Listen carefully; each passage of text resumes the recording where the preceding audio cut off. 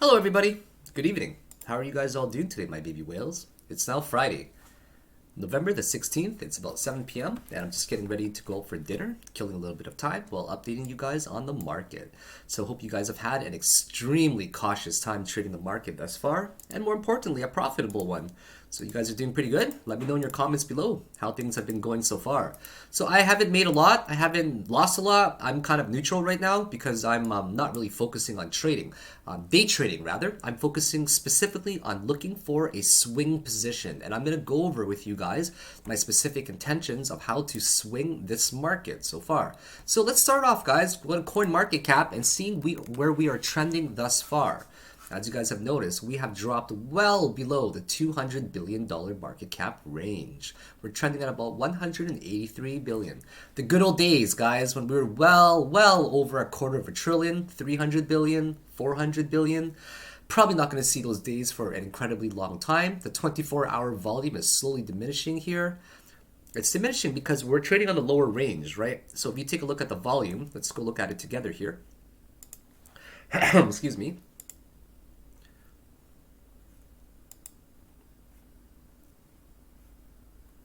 Let's go to historical data. If you guys are not familiar, right, click on Bitcoin, then go to historical data and take a look at it, right?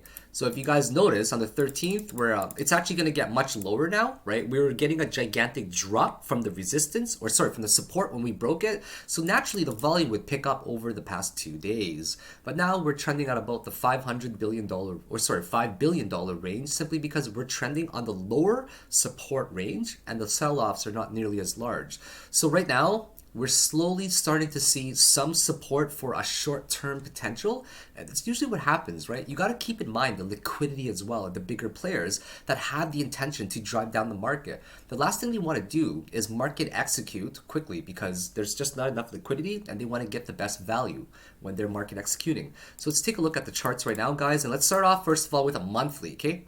I'm going to start looking at this on a larger time frame simply because on a large time frame, we're going to get an overall representation of what the market is doing. And as you guys have noticed here, for example, March, for April, for May, right? These 3 months, March, April, and May, we've trended well above this specific EMA, the purple one. And this purple EMA of mine is the 13 moving average, exponential to be quite precise. And we bounced off of it 3 times. Then for the next 2 candles, right? Actually 3 candles. Well, we'll say 2. The body of these candles ended up becoming in the middle of them. And then when we get to the next candle on the 3rd month, for the August month there, we're getting massive wicks that are starting to touch this specific EMA here. And this next EMA of mine is the 21 exponential moving average. We bounce off of it 3 times, this one with a longer wick, but red, still very bearish. You can consider that pretty much a hanging man. Maybe not a hanging man, but more... It's still a very bearish candle regardless, right? And then we get another bounce off of it and another bounce. But the significance of this candle right there, the 4th one after this series, and the 5th one is that we're getting a rejection to the upside, rejecting both the 8 EMA and the 21 EMA. So it was very implicative, in my opinion, that the month of October was bearish, right? Bearish sideways, but very bearish, and the market was being pushed down. And now for this specific month, for November, it's almost implicative that a bull run probably won't happen, and if it does happen, it might be at the end of the year, but I'm not really banking on it anymore because historically November has been a very bullish month, right? And also December especially as well. But history doesn't always repeat itself, and unfortunately, sometimes the market can go entirely against what we believed for it to happen. And now we're trending right in the middle of this EMA here, the 21. And as you guys have seen every other EMA thus far, we've been breaking slowly below it. So on the monthly chart, it doesn't look good whatsoever. On the daily chart as well, we're getting some wicks rejecting down, large sell-off, large volume 3 days ago. 2 days ago, we're getting a large wick with rejection as well, with slowly diminishing volume. And now the body and the wicks of these specific candles, this day, the 3rd day, very little volume. The daily actually closes in 5, 6, 7 hours exactly. I think it's about 2 a.m. UTC my time here in France. So there's no reason to be going long on this for a long term right now, right? We're not really getting any volume whatsoever. We're still downtrending right now on the histogram as well. Despite being the daily incredibly low on the 20 RSI, there's still not really a lot of reason to be going long on it, right? If you guys take a look right here, where my mouse is showing you guys, take a look, okay, right there. What you guys are noticing is that we have a support right here, right? And with this specific support, we've actually bounced off of it many times thus far, right? For this RSI. But now, the RSI, we are actually trending the lowest that we have ever trended in a very long time. Historically, last time we trended this low, right, or broke this range was pretty much in 2015 ranges, where the daily RSI actually reached 17. Right now, we're at about 19 RSI, so it's incredibly low. So I'm going to keep this very short, okay, guys, because I've got plans tonight, and I don't want to hold you guys for too long whatsoever. So it was very easy to deduce, in my personal opinion, that this was going to break down. You guys always have to think of the tension of the battle of the bulls against the bears, right? Think of how symmetric triangles are actually formed, okay? I'm going to give you guys an easy idea, an easy way to understand this, okay? There's tension with the bulls trying to push it up, and then there's tension with the bears trying to drive it down. Bulls profit by buying low and selling high. Bears profit by basically short selling. That's the majority of bears, in my opinion, or they're trying to accumulate to have more quantity. So bears profit as they're short selling to bet against the market. And naturally, one side is going to win when it gets to the apex. And the apex is the region where the symmetric triangle meets, where the resistance and the support meets. And one side will eventually win. Is it going to go up, or is it actually going to go down? And usually the way that I play these symmetric triangles is I wait for a break with volume, first of all, right? To make sure it is, if it's going to go down, I want to make sure it's not a bear trap. If it goes up, I want to make sure it's not a bull trap, right? So you got to wait for these confirmations to see confluent reasons for which direction it can actually trend. So the way I like to play it as well is I like to look at the 55 moving average. Excuse me, guys. If it's going to go break up, I want to wait for the volume. I want to see if it's trending above the 55 EMA on any time frame that's relevant. If it's breaking down, I want to wait for volume. I want to wait for rejection on the upside perhaps as well, or rejection on the downside if you're going long. And I want to see if it's trending below the 55 EMA for a short position. So as we can see right here, that this symmetric triangle was certainly forming, right? And because it was forming, well, very implicative in my opinion. I'm going to go to a non-log scale though, right? Just something like that perhaps. Just like that, right? Assume that some regions are bear trapped regions and bull trapped regions. You have to. You can't just go wick to wick every single time, okay? So think of it like that. Symmetric triangle at its finest, right? And look at this just as my example that I've given you guys earlier, and I'm going to show you guys how reliable it is. You wait for a volume confirmation on a lower time frame, okay? On a lower time frame. So bam, you're starting to see the volume pick up right there if you guys don't see it, okay? See this volume right there? Starting to pick up. We break below it. Not only that, this 55 EMA is very implicative that it's trending below. Notice how it starts to fan out. If you guys haven't seen my moving average strategy with the 8, 13, 21, and 55 moving average for swinging positions, you guys need to make sure that you're following up on it on course number 1. So this is now fanning out, which is very implicative once again that we are going to break down. And the volume also confirmed it. And it's also trending below the support. We didn't even bother bouncing up here to try to test the resistance that was formerly a support. We simply just broke through it. So unfortunately, with all these signs, it was very obvious to me that it was going to break down. Did I short any of it? Nope.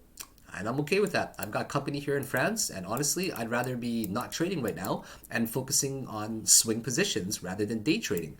It's sometimes very time consuming to day trade, and I don't have that luxury of time right now. So the way that I'm viewing this right now, guys, I'm going to go back and show you guys this. So every time there are 5 waves down, what we always like to do is we like to retrace to a certain amount to test the previous support that is now going to be a resistance. And we will most likely retrace back to a specific amount because the bulls have to attempt, right? They can't just give up. You got to think of it like a hockey game where there's going to be 2 sides that are constantly battling each other. One's always on the attack, one's on the defense, right? And eventually one side gives up more and the majority of the game, you can say, is decided, right?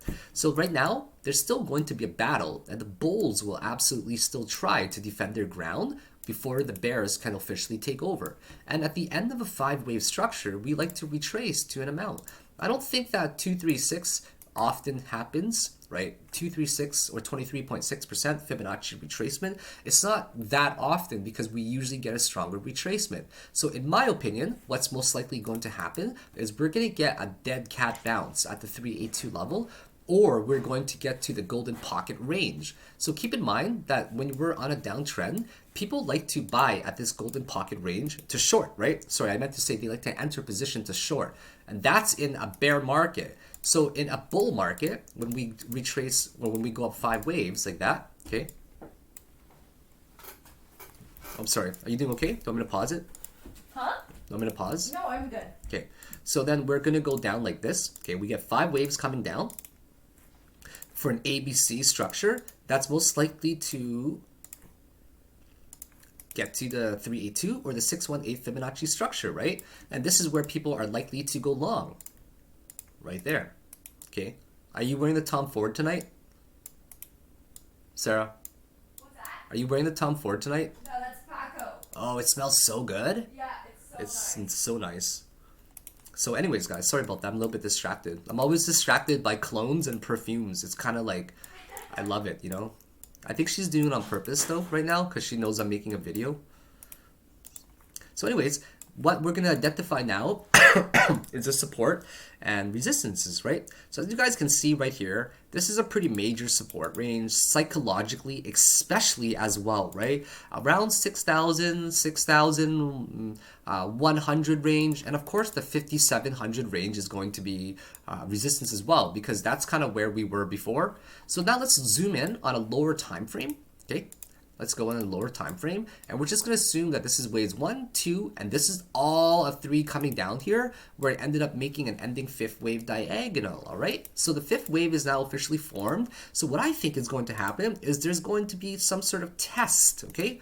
So notice how this interim swing low from previously back there at 5760 is a resistance.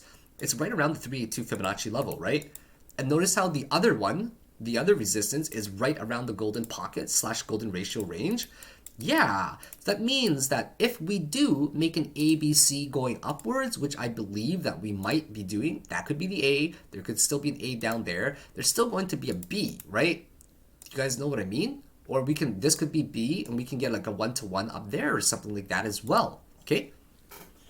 So without a doubt, there's going to be a potential swing position, right? So what I am looking for is I am looking for a break above here and to see what kind of volume we're going to get. And I'm just going to play a very short term potential scalp to swing position. It really depends on how the volume goes. I always say that the best traders are the ones that react in the market rather than the ones that try to always predict. Because as you react in the market, it allows you to manage your risk. It allows you to shed some of your position. It allows you to reduce your exposure rather than just predicting. And we always have to understand that the best traders are not the ones that predict, but they're the ones who can see things from multiple angles. They're seeing it for what would happen if this happened. Well, if that didn't happen, and this happened instead, how can I actually react in the market? And this has all to do with managing your risk, right? So for example, you don't want to be entering your position with 100% of your capital all the time. You want to be slowly and micro buying and laddering these positions of yours and perhaps adding more on strength, right? It's not always about buying on the exact lowest point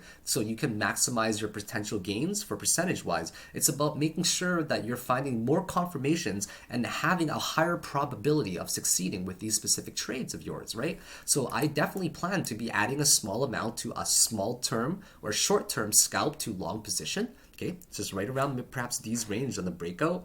And hey, if it's only going to move up 0.5% to 1% and it ends up downtrending, at least I didn't add in 100% of my position. But if we get a massive volume with lots of green price action going up, I'm going to add even more. But once again, guys, the point of this video is to emphasize highly that 5,800 or 5,750 to 5,850 is a very, very strong resistance, right? Because that's where we broke, and the even stronger resistance is actually going to be at the golden pocket level at 61.31. So you guys got to make sure you are extremely cautious. What I believe is that people are going to enter short positions, whether it be right here. Okay, check this out, right at the 382 Fibonacci level, right? And they're going to set their stop to maybe, they're probably going to end up putting their stop pretty high. I'm guessing, because I think people are going to adjust their risk, and I think people are going to target about 5,200, guys.